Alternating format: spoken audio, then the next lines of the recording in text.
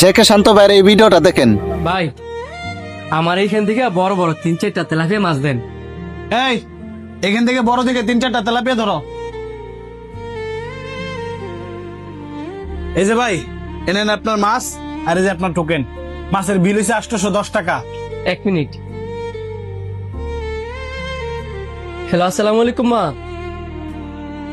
কি কো আব্বাই বাসায় মাছ নিয়ে এসে?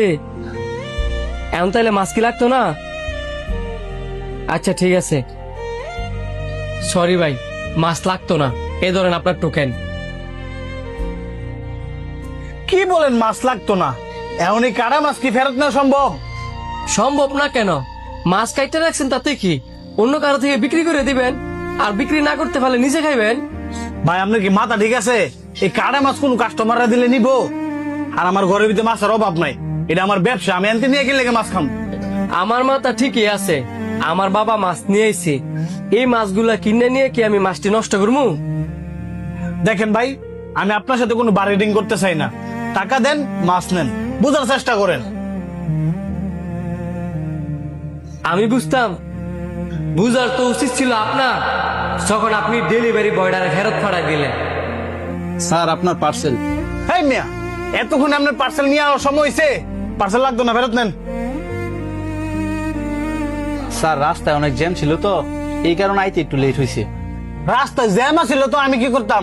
তোমার আইতে লেট হইতেছে দেখা আমি আর এখান থেকে খাবার আনা এলুছি। তুমি তোমার ডেলিভারি তুলে যাও। স্যার এটা কি সম্ভব? আমি যদি অনেক খাবারটি ফেরত নিয়ে যাই, এমন আছে আমার চাকরিও যাইতে পারে। তাইলে তুমি এক কাজ করো, এই খাবার গুলা তুমি অন্য কোথাও নিয়ে বিক্রি করে দাও। আর এটাও যদি না পারো, তুমি খাবার গুলা বাসায় নিয়ে যাও, পরে তুমি তোমার মা-জনের টাকা দিয়ে দিও। আর এটাও যদি না পারো, তুমি তোমার মা-জনের বলবা মাস শেষে যেন তোমার কাছ থেকে টাকা রাখাইটা নেই। স্যার আপনি আমার এত বড় বিপদ ফেলায়েন না, আমি অল্প করে বেতনে মাত্র চাকরি করি। এবার আছে, আমি খাবার নিয়ে অযথা নষ্ট করতাম না।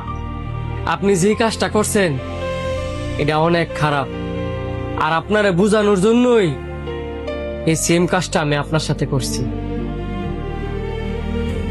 এখন আপনার যেমন লাগতাছে, ওই ডেলিভারি বয়টার সেমই লাগতাছে। রাস্তাঘাটে বিপদ আপদ হইতেই পারে, তার মানে এই নয় তারা ইচ্ছা করে দেরি করে আসে।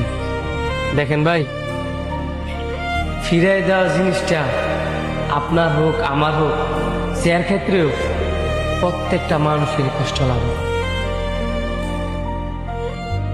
আপনি কিন্তু আবার কষ্ট পায়েন না, আমি আপনারে কষ্ট দিতে চাই নাই।